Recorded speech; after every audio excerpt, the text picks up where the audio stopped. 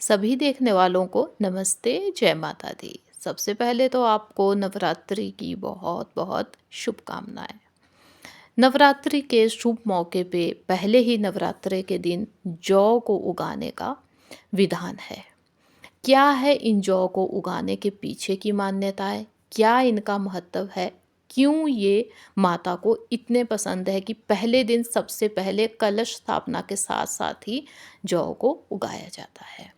ये सब आज की वीडियो में आपको पता चलने वाला है। क्या ये जो जौ होते हैं ये शुभ अशुभ संकेत लेके भी आते हैं? इतना ही नहीं, आप ये भी जानने वाले हैं कि यदि ये जवे कुछ अशुभ संकेत भी लेके आते हैं तो उसका क्या उपाय है, क्या विधान किया जाए कि आप कष्ट से बच सके। सभी देखने वालों को नमस्ते, जय माता दी। तो जो जवे हैं उनके पीछे की जो महानता है या उनका जो महत्व है उसकी अलग अलग मान्यताएं मानी गई है, जिसमें से जो विशेष है वो ये है कि जो जौ या जो जवे होते हैं उसे पहला अनाज कहते हैं। कि जब ये दुनिया बनी, जगत बना, सबसे पहले जो था अन्न वो जवे ही उगाए गए थे। तो इसे शुभ माना जाता है। आपने भी देखा होगा कोई भी शुभ काम होता है, पूजा पाठ हो, तो उसमें जौ का इस्तेमाल किया जाता है। इसीलिए जब पहला नवरात्रा होता है तो जवे उगाने का विधान आता है, क्योंकि हम हिंदुओं का नया साल पहले नवरात्रे से ही माना जाता है। तो कहते हैं कि यदि जौ उगा के ये माता को जैसे इसका हम भोग लगाए या उनके सामने उगाए उसके बाद बहा दे जल में, तो ये बहुत शुभ होता आपके आने वाले भविष्य के लिए। अब ये जो जौ होते हैं ये शुभ या अशुभ संकेत भी लेके आते हैं, तो वो तो जानेंगे बाद में। पहले आपको बता दूं जौवे आसानी से उगाने की विधि, जिससे कि 1 या 2 दिन में ये उग जाते हैं। तो पहले तो आप जौ लेके उन्हें 2-3 घंटे पहले पानी में भिगो दें। उसके बाद आप कोई मिट्टी का पॉट लेके या जिसमें भी आप उगाना चाहते हैं उसमें आप स्वास्तिक का निशान बना लें कुमकुम से। उसके बाद उसमें साफ मिट्टी डाल दें।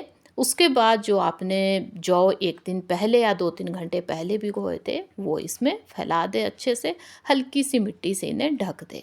उसके बाद डेली इन पे पानी आपको, यानी कि पानी से इन्हें सींचना है आपको।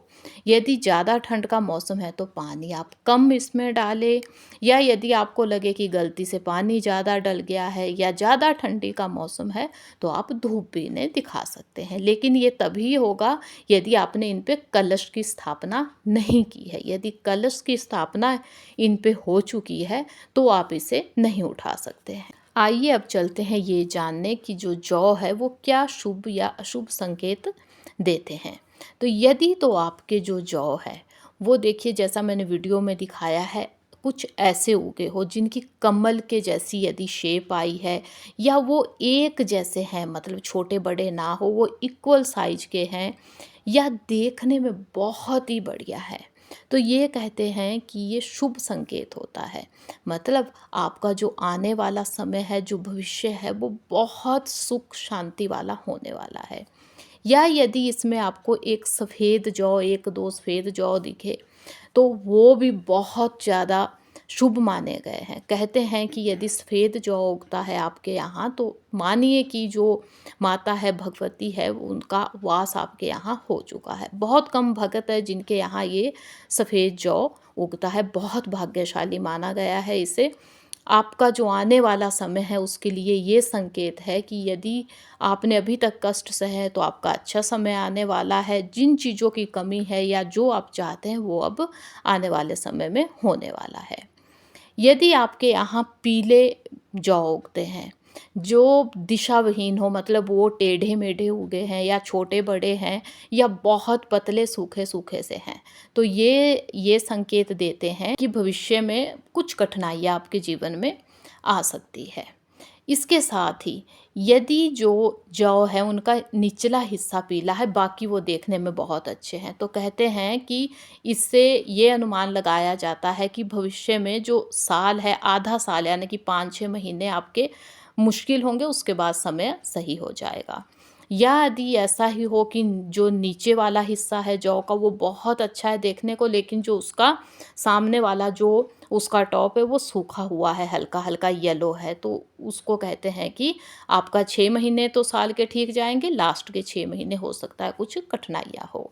बिल्कुल ऐसे ही यदि जो जौ आपने लगाए हैं वो बहुत टाइम ले ले उगने में, मतलब आपने पहले नवरात्रि को लगा दिए लेकिन वो सप्तमी अष्टमी तक उगते हैं, तो इससे ये अनुमान लगाया जाता है कि आने वाले साल में आपको सफलता तो मिलेगी लेकिन कुछ कठिनाइयों के बाद, यानी कि मेहनत आपकी कुछ ज़्यादा लगने वाली है। बिल्कुल वैसे ही यदि जो आपने जौ लगाए हैं उनमें फंगस लग जाती है किसी वजह से, तो ये माना जाता है कि भविष्य में छोटी-मोटी समस्याएँ, कठिनाइयाँ आपके सामने आएगी, जिनसे आप आसानी से निजात भी पा सकते हैं। तो ये संकेत होता है कि भविष्य में यदि आप किसी भी काम के लिए कोई भी फैसला लें, कोई डिसीजन लें, तो सोच समझ के लें। अब बात आती है कि यदि आपने जौ उगाए हैं, अच्छे से उनकी देखभाल भी की है, लेकिन वो तब भी उगे ही ना, तो इसे अशुभ संकेत माना जाता है। या कहीं आपसे जो जौ का जो गमला या जो पॉट आपने लिया है वो कहीं गलती से टूट जाए, तो इसे अशुभ मानते हैं। ऐसा मानते हैं कि आने वाला समय आपके लिए कठिन हो सकता है या आपकी फैमिली में कुछ स्वास्थ्य संबंधी समस्याएं हो सकती है। तो इसके लिए उपाय भी बताया गया है कि अच्छे से 9 दिनों तक माता की अच्छे से भक्ति कीजिए, कंजका वाले दिन कंजका पूजिए, उस टाइम हवन कीजिए, उस हवन में अपनी फैमिली के साथ बैठ के जो जौ है उनकी आहुति यदि देते हैं, तो आप आने वाले जो संकट है उससे बच भी सकते हैं। यदि कुछ छोटी-मोटी समस्याएँ होती है तो माता उनसे निपटने की आपको शक्ति भी देती है। कहते हैं कि माता को पूजा के टाइम, हवन के टाइम उनसे माफ़ी भी माँगनी होती है कि यदि हमसे कोई भूल हो गई है गलती से तो हमें क्षमा कीजिए। तो इससे जो कुछ भी अशुभ है वो कुछ भी घटित नहीं होता है। क्योंकि माँ है ये सबके लिए आशीष दे के जाती है, कुछ गलत हो ही नहीं सकता। उसके बाद जो हवन में जो अवशेष बचे होते हैं ना, उन्हें पानी में बहाना चाहिए। यदि आपने जौवें उगाए हैं, अच्छे से उग गए हैं आपके जौ, तो वो भी आप नवमी से अगले दिन पानी में बहा दें। तो आज की वीडियो में बस इतना ही। मुझे पक्का विश्वास है कि वीडियो आपको बहुत पसंद आई होगी, तो वीडियो को लाइक भी कीजिएगा, चैनल पे नया है तो सब्सक्राइब कीजिएगा। कमेंट में ज़्यादा ना लिख सके तो जय माता दी लिख के जाइएगा। वीडियो को अंत तक देखने के लिए धन्यवाद। अब मिलेंगे नई वीडियो के साथ। जय माता दी।